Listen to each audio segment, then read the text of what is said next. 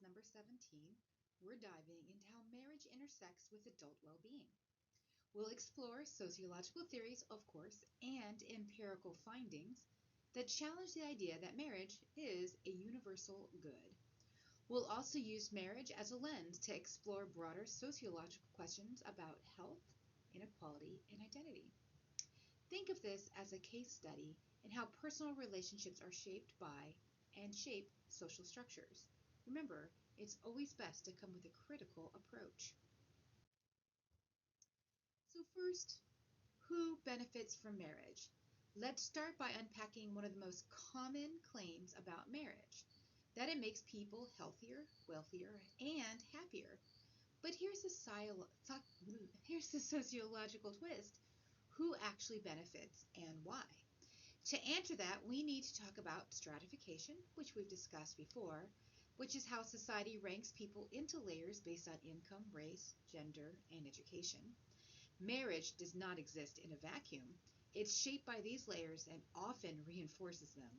We also need to go back to the idea of intersectionality, which of course was termed by Kimberly Crenshaw.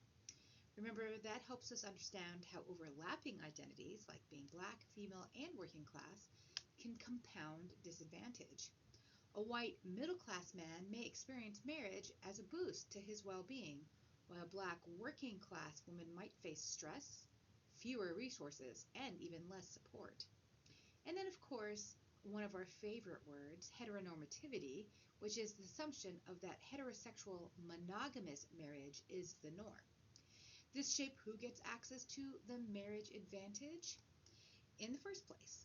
For LGBTQ plus individuals or those who don't conform traditional gender roles, marriage may not offer the same social or institutional benefits. So when we ask, does marriage make people better off? The sociological answer is, it depends. It depends on where you sit in the social structure and how your identities intersect. Your first quiz question is, which of the following best describes the marriage advantage as discussed in sociological research from our reading? The correct answer is C.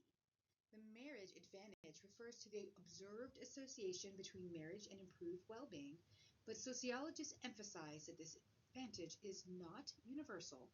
It is shaped by race, gender, class, and marital quality.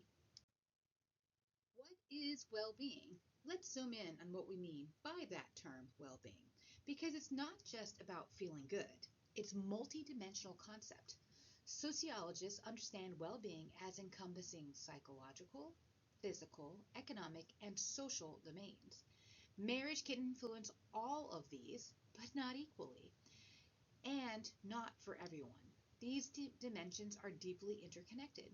For example, economic stability, like having two incomes or shared housing, can reduce stress, which in turn improves psychological health. But not all marriages provide equal access to these benefits.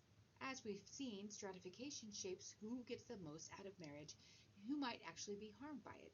So when we talk about the marriage advantage, we have to ask, advantage for whom and under what conditions? In fact, let's talk about marriage as a public health good. Building on this, some scholars have gone so far as to argue that marriage is not just good for individuals, but good for society.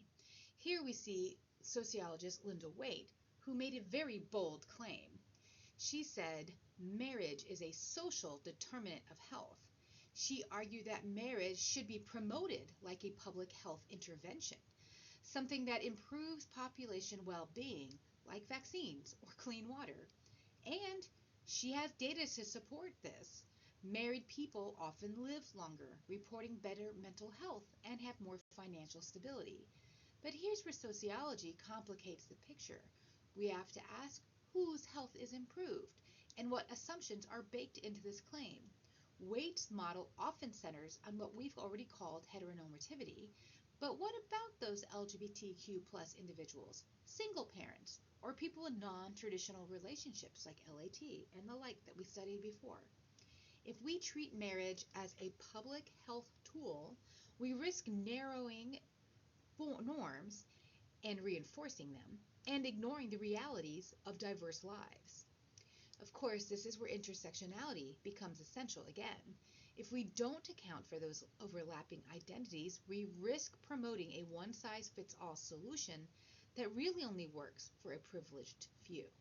So yes, marriage can be linked to health, but only if we critically examine who's included in that story and who is left out. Your second quiz question is, according to Linda Waite, why should marriage be promoted like a public health campaign?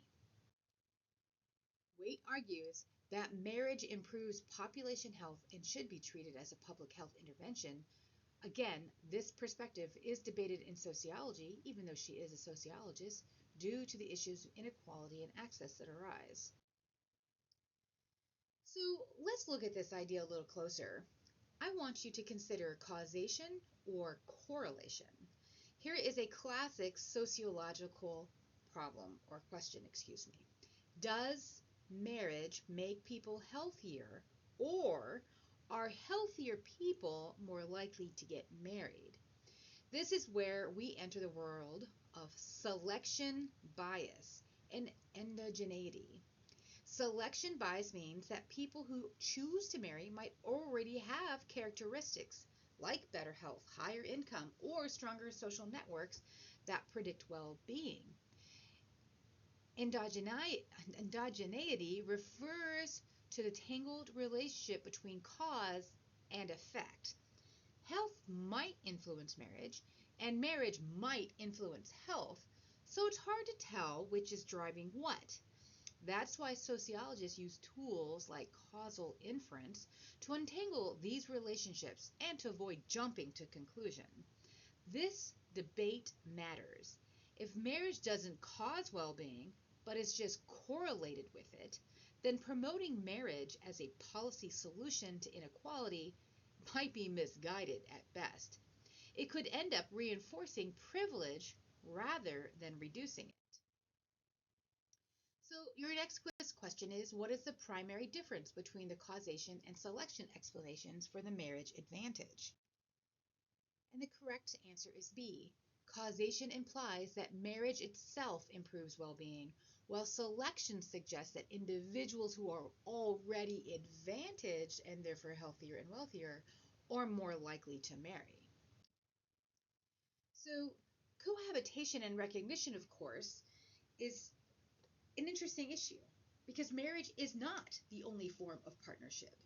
And as we have talked about cohabitation, which we know is increasingly common, especially among younger adults and lower income groups, we have to identify things. And here's a big catch. Cohabitation doesn't always come with the same benefits as marriage. This is where the institutionalization comes in. Marriage is a legally and socially recognized institution, backed by laws, policy, and cultural norms, as is demonstrated from titled this title article aimed at fathers to discuss with their teens, especially their daughters. There is a link to this article in the PowerPoint if you're interested. Anyway, marriage is legally and socially recognized institution backed by laws, policies, and cultural norms. Cohabitation often lacks that formal recognition, especially in times of crises like death, illness, or financial hardship. Also, there's this thing called social legitimacy, and that plays a role. Society tends to view marriage as more valid or respectable than other forms of partnership. That perception can influence everything from how families are treated in healthcare settings to how benefits are distributed.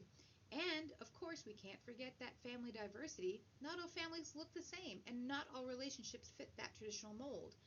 When we privilege marriage over other forms of partnership, we risk marginalizing those who live outside the norm. So when we ask who gets the benefit of partnership, the answer depends not just on love or commitment, but on legal and social recognition. Marital transitions and aging is what we're going to focus on today in class. And we focus at it here at our research center at FSU. So, what's interesting is that even within marriage, the story is not static. Relationships evolve, and those transitions matter.